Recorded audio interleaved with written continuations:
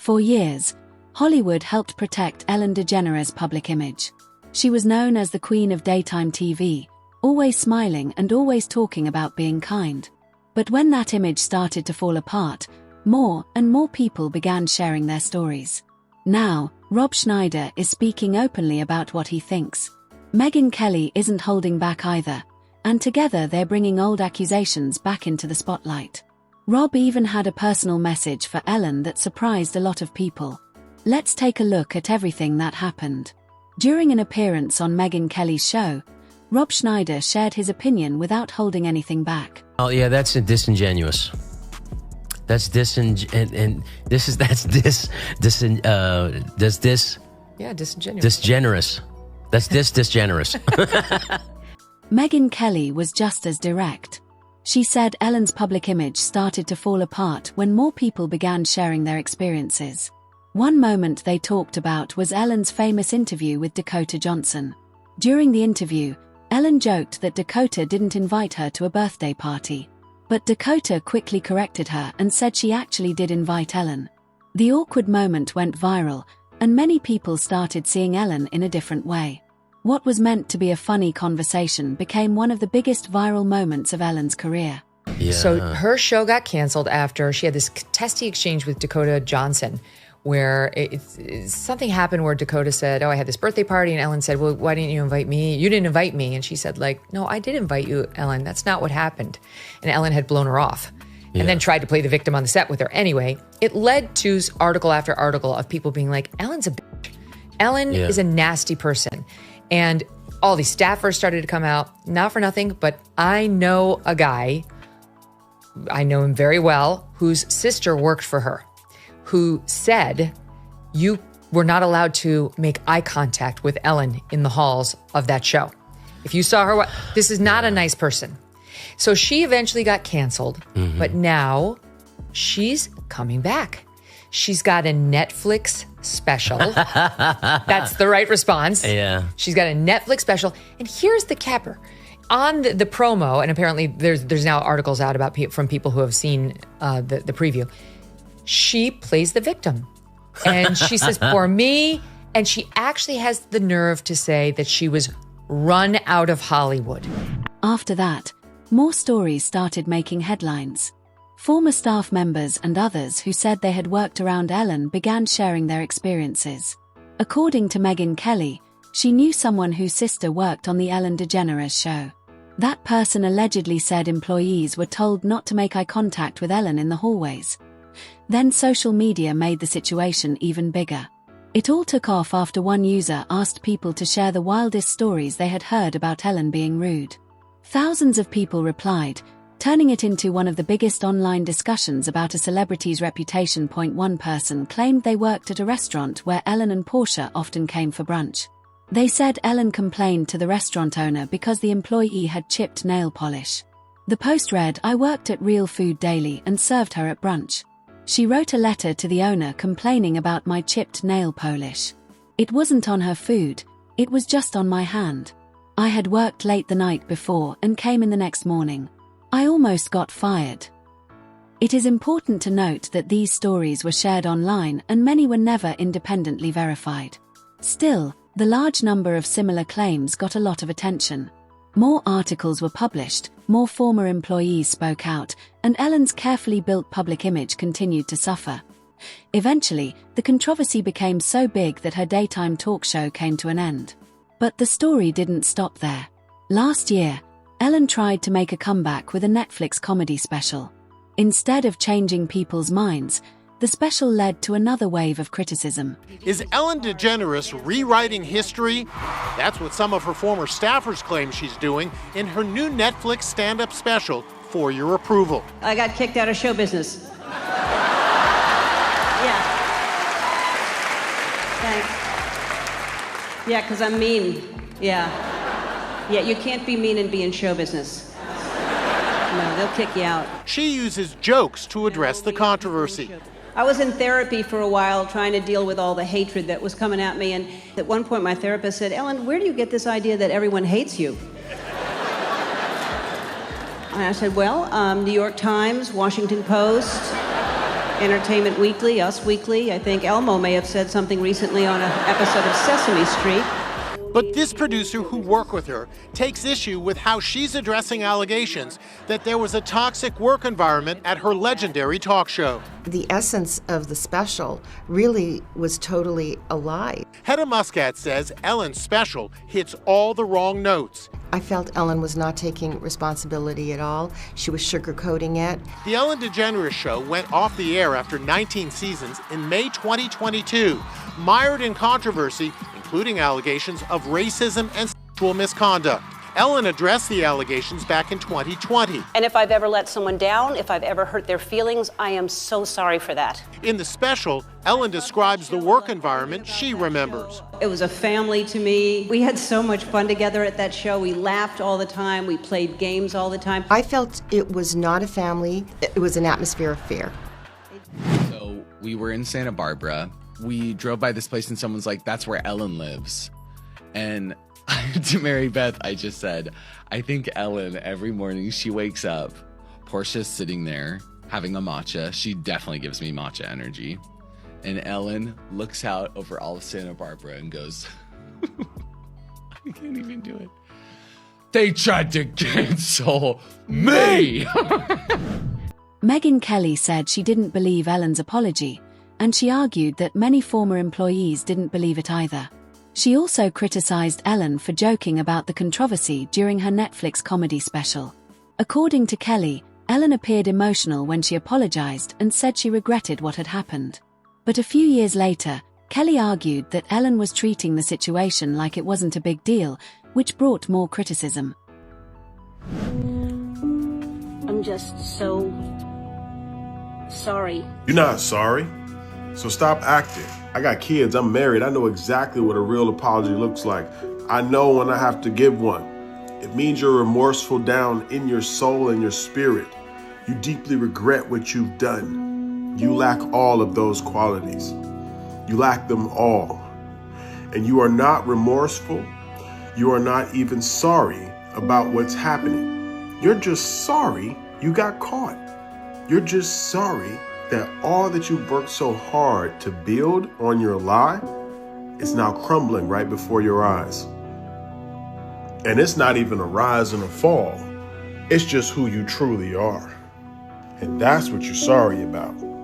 So you can keep that apology, because don't nobody want to hear it at all. That's not an apology at all. You want a real apology? Turn yourself in. Megyn Kelly also said that Ellen tried to present herself as the victim. She pointed to reports from people who had seen early previews of the Netflix special. According to Kelly, Ellen suggested that she had been pushed out of Hollywood, but Kelly strongly disagreed. She questioned how someone with a fortune worth hundreds of millions of dollars could say they had been forced out of the industry. Kelly also criticized Ellen's comments about the challenges successful women face, arguing that Ellen's wealth and lifestyle made those complaints hard for many viewers to relate to. And she actually has the nerve to say that she was run out of Hollywood. This person with $100 million in her pocket, $450 million according to Forbes. That's a low estimate. Yeah. Because so now she's out there saying, I was run out of Hollywood. She's actually reportedly complaining about how hard it is for women in America with the double standards. Look at Oprah, how hard it is for her. Oh, she's got, like 10 houses, Ellen DeGeneres? Michelle Obama, look how hard it is for women in America. They're hurting. They're going to let her back in, Rob, because she's a lesbian, she's a leftist, and she didn't hit one of their sacred cows. Nastiness, that's their bread and butter. Well, I think everyone... I will say, like, the resentment, I think everyone should have a chance for reconciliation. I don't think Jesus exempted anybody. And so I do, while it does, because I have been allowed back in, but I don't hold any grievance and resentment. It's very important. And I would just say for Ellen, the resentment, you have to know, you have to get over resentment to whatever addiction or addictive qualities happen. To get over it, you have to deal with resentment and address it and then otherwise you're going to fall back into the same pattern.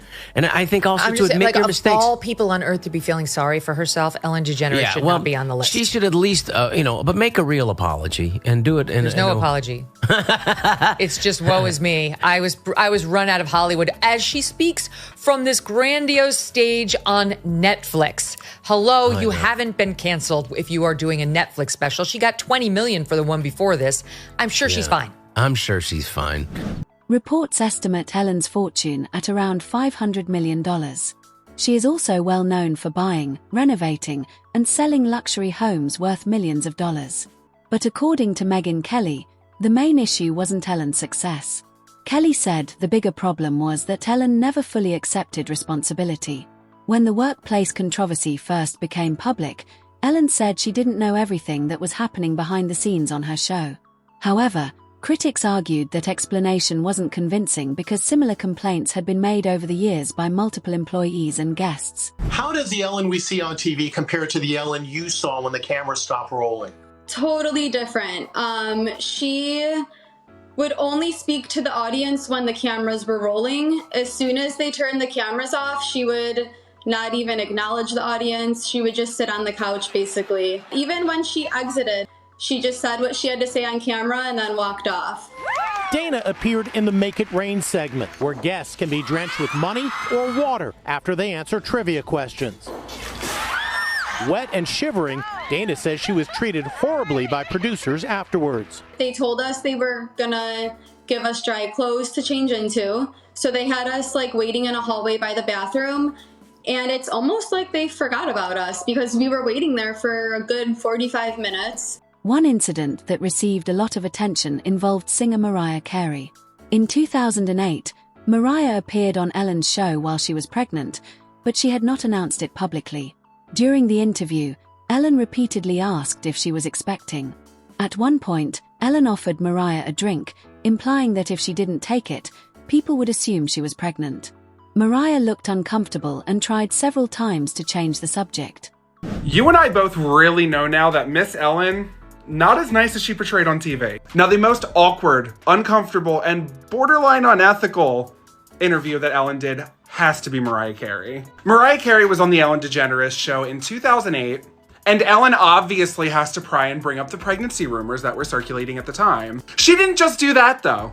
In order to pressure an answer out of her, she made her drink champagne live on TV. And then the other thing is that people are saying that you're pregnant.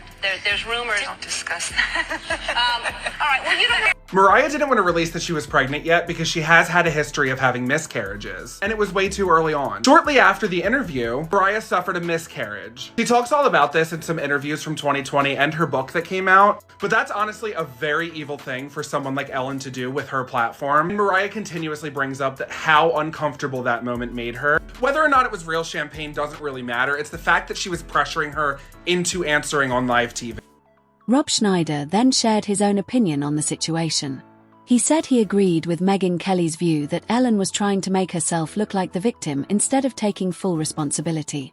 According to Schneider, that approach made it harder for many people to accept her response to the controversy.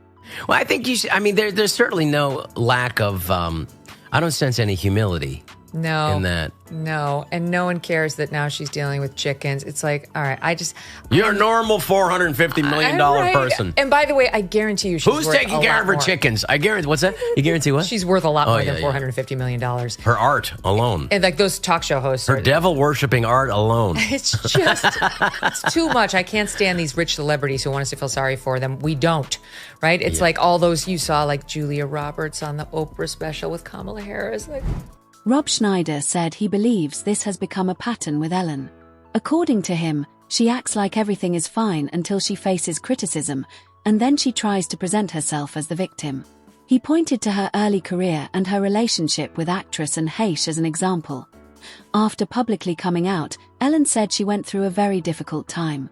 In interviews, she described herself as depressed, struggling financially, and feeling like Hollywood had turned its back on her.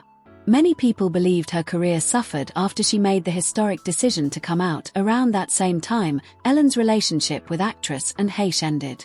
The two dated from 1997 to 2000, and at first, Both said the breakup was friendly. However, years later, and shared a very different version of what happened. We're moving into a next step, hopefully. And hopefully I have some more intelligence, I know I do, around it because I've studied it to be able to communicate a little bit better about what happened 20 years ago and the fact that it's taken us 20 years to be able to be at a point where we can listen to the truth again. And Ellen's fine. She can sit on her pile of money. I hope you like your money because that's why I broke up with you. Do you like sitting on your piles of cash? Because guess what? It gets you exactly where you are. And by the way, baby, and it's what you wanted then, and I hope you're liking it now. Cheers. You broke up with her because she had a lot of money, or you broke up with her because... I broke up with her because her goal was to have a lot of money, and mine was to find love, and hers was I want 60 billion. Good luck. Our forks are never going to meet. The further we stay on with this, the further we will be apart. Okay. She didn't live in that love and kindness, No, did she? she didn't. But you and I don't talk about... She wasn't revenge a lot, No, we don't. There's one thing that I remember. There is one little nugget that I do have a sense of wanting a little bit of. I guess the only word is revenge. I feel that you were so wronged, and now to know that you were continuing to be wronged, it fires me up a little bit, and especially when you look at somebody like Ellen, who literally is sitting on a pile of $60 billion, and then could feed countries, right? And then but you got a Porsche. I mean, you're not hurting. And Heish later claimed that Ellen had been very controlling during their relationship. She also alleged that after they broke up, Ellen used her influence in Hollywood in ways that made it harder for her to get acting roles and other career opportunities.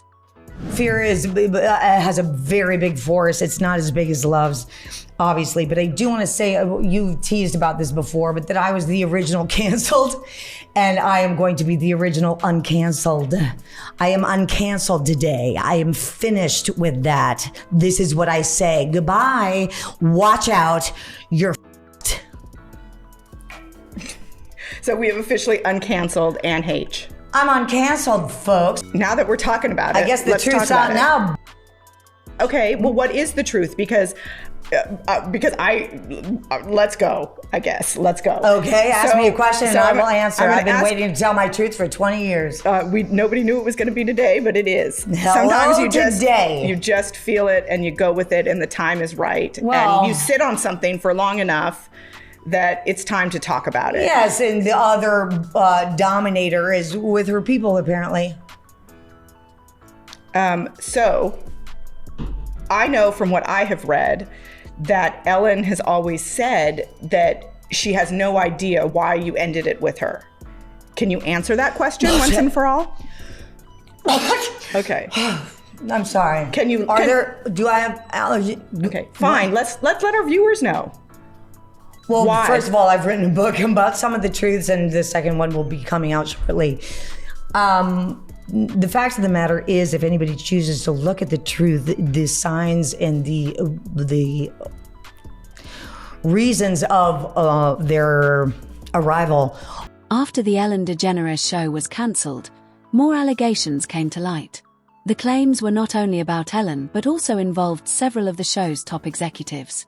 As more former employees spoke out, the controversy grew and brought increased attention to the show's workplace culture. But that's not all, because then 36 more allegations surfaced, all from former employees, not only against Ellen, but also against 3 of the show's executive producers directly. There were more than 10 allegations of against executive producer and head writer Kevin Lemon. 5 allegations of touching were made against executive producer Ed Glavin, and executive producer Jonathan Norman was accused by one former employee of attempting to perform on him, with 3 other employees corroborating that employee had told him about the incident at the time. All 3 producers denied the allegations, but all of that talk leads to Warner Media, the corporate entity behind the show, to begin an investigation looking into all these different allegations. Executive producers Ed Glavin and Kevin Lemon were fired, and Jonathan Norman also ended up leaving. Ellen addressed the entire situation on season 18 premiere in September of 2020. She called her summer great sarcastically and then said, quote, "I'm so sorry to the people that were affected. I take responsibility for what happens at my show," end quote.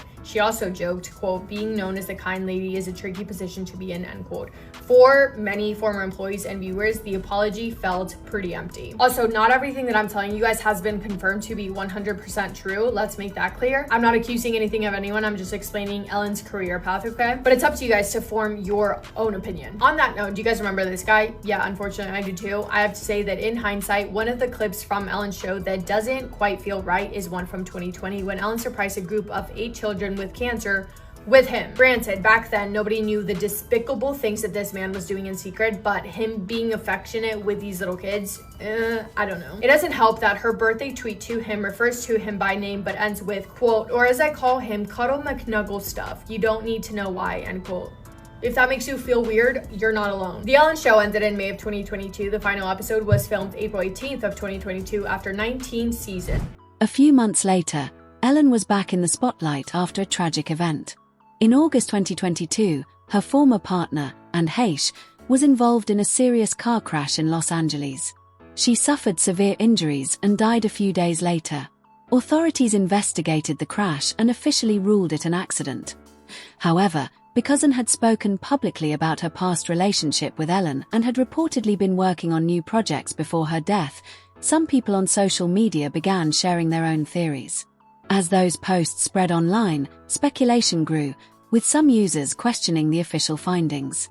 Even so, there has been no verified evidence that contradicts the official conclusion that the crash was accidental. Currently standing in front of the house where actress Anne Heche crashed her car back in August 2022. A crash that has left more questions than answers. That morning, Anne walked into a hair shop in Venice, California. The owner said she walked in, saw a red wig up on the shelf, wanted the red wig. He told her it wasn't styled. She said no worries, made the purchase. He recognized who she was and asked for a selfie. They took a selfie together, which is still up on his Instagram. The owner of the wig shop, Richard Glass, said that she was completely normal, didn't seem impaired, she wasn't slurring her words, thought the interaction seemed completely normal. Just after that seemingly normal encounter, she was captured behind the wheel of her blue Mini Cooper and was also involved with 2 hit-and-run incidents earlier that morning before the crash. In this photo taken from the scene of one of the hit-and-runs, you can see the red wig on her passenger seat as well as what looks like a vodka bottle in the cup holder of her car. To most people, that photo looks like proof that she was drinking. But here's the thing. According to the coroner's toxicology report, there was no alcohol in her system reported during the time of the crash. No active drugs were found either, just small traces of cocaine and cannabinoids from prior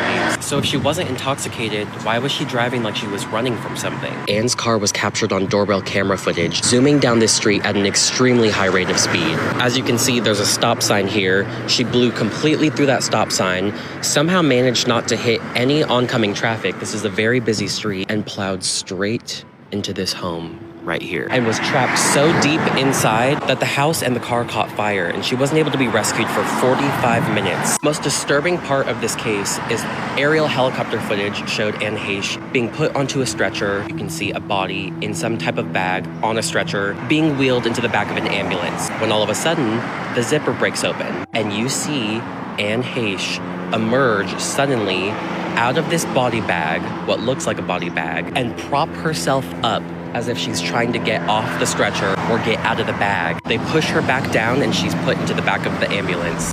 Just a few months later, the entertainment world was shocked again by another tragic loss. Stephen Twitch Boss, the well-known dancer, DJ, and executive producer of the Ellen DeGeneres show, died at the age of 40. Authorities investigated his death and concluded that it was self-inflicted, finding no evidence of foul play. Despite the official findings, some people on social media questioned the investigation and shared their own theories. However, those claims have not been supported by verified evidence, and authorities have not changed their conclusion. The medical examiner ruled that the cause of death was a self-inflicted wound to the head with no signs of foul play. Twitch had joined the Ellen DeGeneres show as a guest DJ in 2014. In 2020, he was promoted to executive producer. He was universally beloved by the audience, by his colleagues, by those who had worked with him and for him. Another choreographer that was close to Twitch stated that after the 2020 toxic workplace scandal, Twitch had come under immense pressure for publicly supporting Ellen. Quote, people were looking at him like, why are you still supporting this woman? End quote. He stated that he believed that Twitch's mental health had deteriorated significantly in the period following the scandal. So there were people who knew him who had noticed a change in his behavior, but on the other side of that argument, when he passed, his wife only received half of his estate because Twitch did not have a will, which is incredibly odd in a lot of people's opinions. Ellen released a statement, quote, I'm heartbroken. Twitch was pure love and light. He was family and I loved him with all my heart. I will miss him, end quote. The internet was not satisfied with that, and people on the internet once again began to speculate. So there is no credible evidence that Twitch's passing was anything other than what the official investigators concluded that it was. And you guys know I'm not going to tell you anything other than the truth and the actual rulings, but I just thought that it was important to mention because in 2022 and to this day, a significant portion of the internet refuses to accept that Twitch's passing was a result of his choice. As for Ellen, she has mostly stayed away from Hollywood since the controversy. In late 2024, she and Portia de Rossi reportedly moved to the United Kingdom, choosing a quieter life away from the spotlight. Reports have also linked the couple to luxury homes in California, although those properties have been described as temporary places to stay while they continue living mainly overseas. According to reports, Ellen may return as the voice of Dory in a new Finding Nemo short film. If that happens, it could mark her return to Hollywood. The big question is whether audiences are ready to welcome her back, or if the controversy surrounding her former talk show will continue to affect her career. If you enjoyed this video, don't forget to subscribe. Thanks for watching, and we'll see you in the next one.